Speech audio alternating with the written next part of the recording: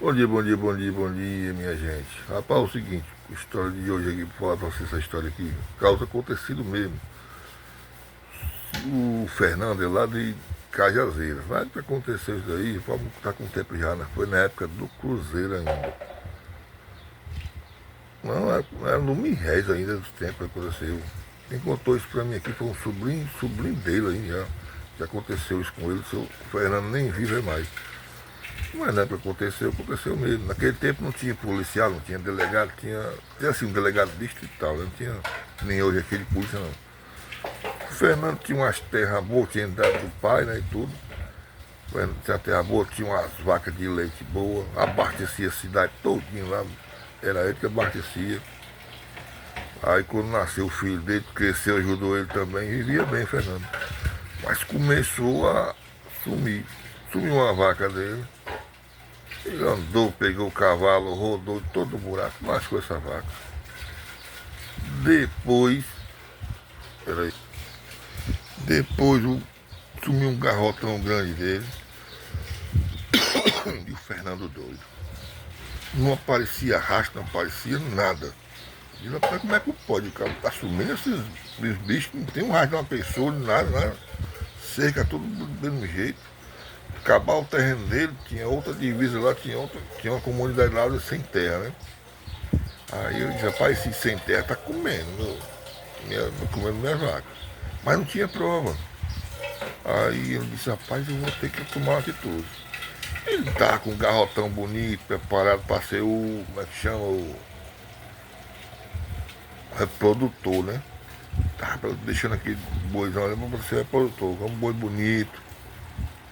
O pai daquele boi era um reprodutor bom, então ele tava deixando. Um dia de domingo para segunda, o boi dormiu no curral e não amanheceu, sumiu. Um dia ele pegou e saiu andando. Os fundos da casa dele lá, passava o rio lá, passava raso, né?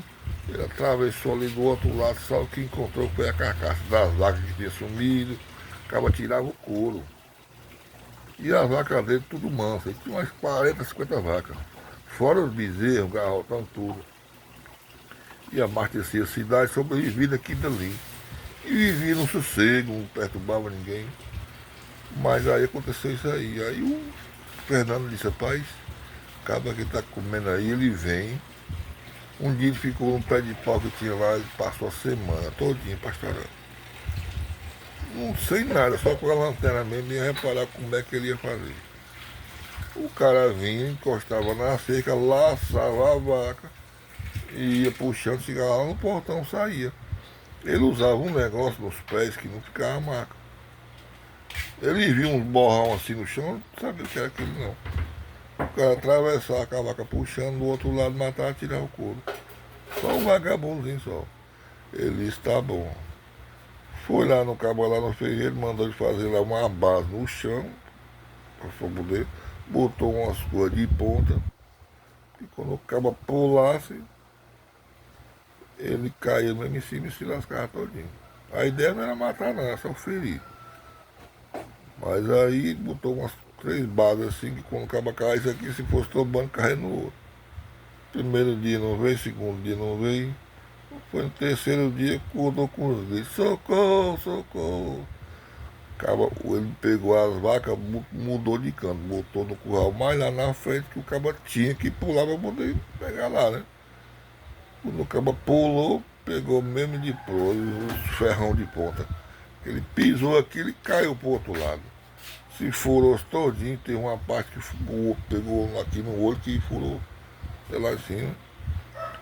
Aí no cano dele pegar e o que foi que ele fez? Tinha um primo que era policial, trabalhava com delegado lá, né? Ajudante de delegado. Ele chegou lá, rapaz, eu tô com um problema. Aconteceu assim, assado, acaba tá como morto. Tá aí na carroça aí. Aí o primo dele pegou, tava na reunião lá. Ele disse, ó, espera, deixa que eles matam ali, deixa lá que nós vamos já lá. Terminou a reunião, o primo dele foi, vamos ali. Diz que lá hoje a plantação, hoje lá é plantação de abacaxi hoje, né? Não tem como nem contar, né? Mas foi, cavaram lá o buraco, ele e o primo dele, botaram o cabo em pé.